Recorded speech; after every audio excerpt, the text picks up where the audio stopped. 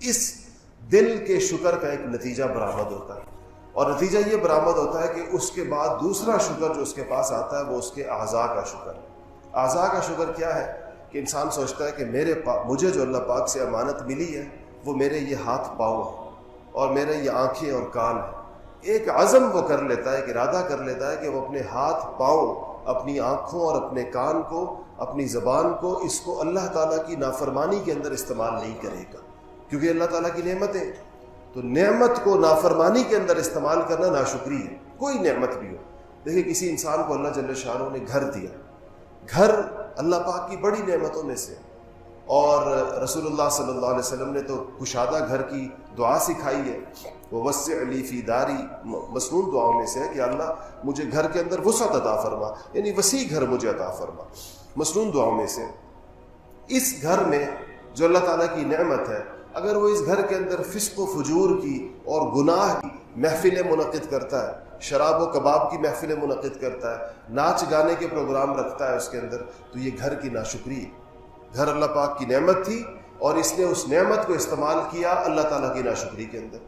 اسی طرح گاڑی اللہ پاک کی نعمت ہے، منصب اللہ جل شانہ کی نعمت۔ اگر کسی کو اللہ پاک نے کوئی منصب عطا فرمایا ہے، کوئی عہدہ عطا فرمایا ہے، اگر اس عہدے کو وہ غلط استعمال کرتا ہے، اس کام کو وہ غلط استعمال کرتا ہے، اسی طرح پیسے اللہ پاک کی نعمت ہے۔ اسی لیے اللہ جل شانہ نے قرآن پاک کے اندر پیسوں کو غلط استعمال کرنے والوں کو شیطان کا بھائی قرار دیا ہے۔ ان المبذرین کانوا اخوان الشیاطین، اللہ پاک نے فرمایا کہ اسراف کرنے والے، تبذیر کرنے والے، بلا وجہ پیسہ لگانے والے اور اڑانے والے، یہ شیطان کے بھائی ہیں۔ اس لیے کہ سب سے بڑا ناشکرا شیطان تھا۔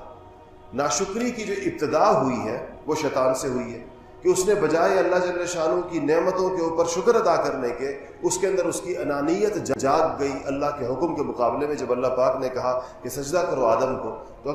اگر وہ سوچتا کہ یہ تو اللہ پاک کا حکم ہے، ہم جیسوں کو اپنی حیثیت کو اس وقت دیکھتا اور حکم الہی کی حیثیت کو دیکھتا، تو خود بخود باقی فرشتوں کی طرح وہ سجدے کے اندر گر جاتا۔ اللہ جل شانہ نے فرمایا کہ مومنین کی ایک صفت یہ بیان کی ہے کہ جب ان پر اللہ تعالیٰ کی رحمتوں کا اور اللہ پاک کی جلال کا اور اللہ جل شانہ کی صفات کا جب ان کے قلوب کے اوپر غلبہ ہوتا ہے، اللہ پاک کے بارے میں جو سوچتے ہیں، تو بے اختیار وہ سجدوں کے اندر گر جاتے ہیں، اللہ کی عظمت کا خیال کریں۔ رسول اللہ صلی اللہ علیہ وسلم نے ایک صحابی سے فرمایا کہ مجھے اللہ پاک نے کہا کہ تم سے قرآن سنوں، تو کہنے لگے کہ یا رسول اللہ، اللہ پاک نے میرا نام لے کر کہا کہ ہاں اللہ پاک نے تمہارا نام لے کر کہا۔ اس کے اوپر ان پر ایک عجیب وجد کی کیفیت طاری ہو گئی،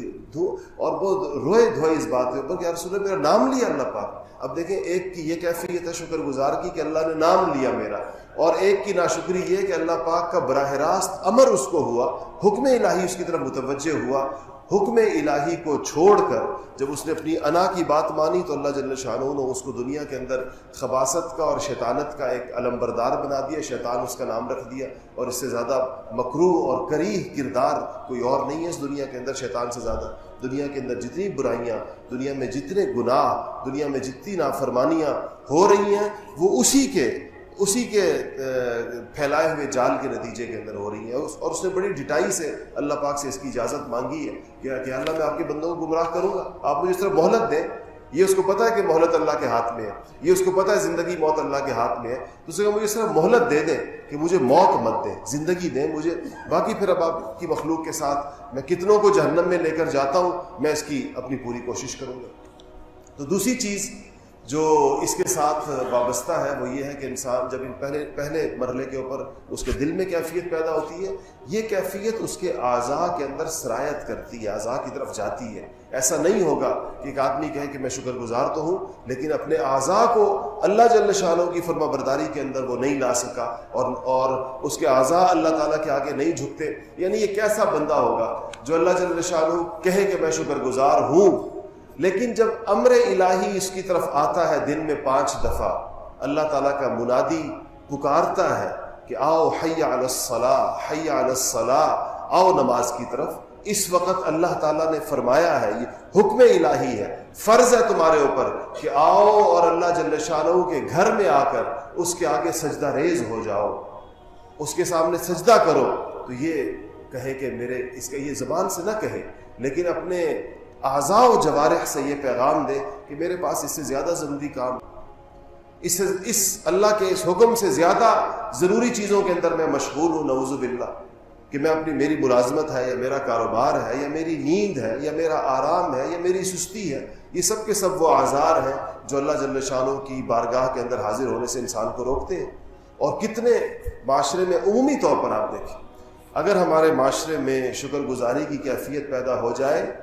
تو ہماری فجر کی نماز کے اندر اتنا ہی مجمع ہوگا جتنا جمعے کی نماز میں ہوتا ہے، کیونکہ جو لوگ جمعہ پڑھنے کے لیے آتے ہیں اسی معاشرے کے لوگ ہوتے ہیں، یہ کوئی آسمان سے تو اترتے نہیں سر جمعے کے دن کہ یہ کوئی خاص مخلوق ہے جو جمعے کے دن آسمان سے زمین پر اترتی ہے اور جمعہ گزرتے ہی وہ کہ دوبارہ آسمان پہ پرواز کر جاتی ہے اور اس معاشرے میں نہیں ہوتی۔ یہ وہی لوگ ہیں جو انہی محلوں میں اور انہی جگہوں میں رہتے ہیں، لیکن فجر کی نماز پر آپ جا کر کسی مسجد کی ویرانی اور اس کا سونا پن دیکھیے تو آپ کو پتہ چل جائے گا کہ انسان کتنا شکر گزار ہے اور انسان کتنا اللہ جل شانہ کی نعمتوں کے آگے اس کا سر اس نے ٹیکا ہوا ہے اللہ پاک کے سامنے۔ پھر آپ کو اللہ پاک کا حلم بھی سمجھ میں آئے گا کہ اللہ پاک کتنے حلیم ہے، اس کے باوجود نعمتوں کا دریا بہایا ہوا ہے، اس کے باوجود دیے جا رہے ہیں دیے جا رہے ہیں دیے جا رہے ہیں، کوئی چیز روکتے نہیں،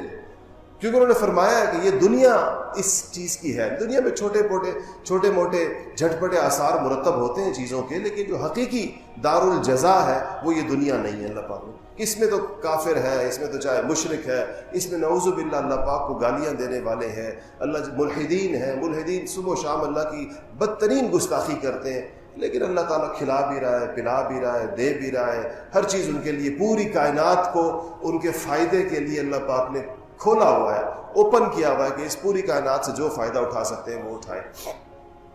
اعضاء کا شکر جو ہے، انسان سوچے کہ میں اپنے اعضاء سے کتنا شکر ادا کرتا ہوں۔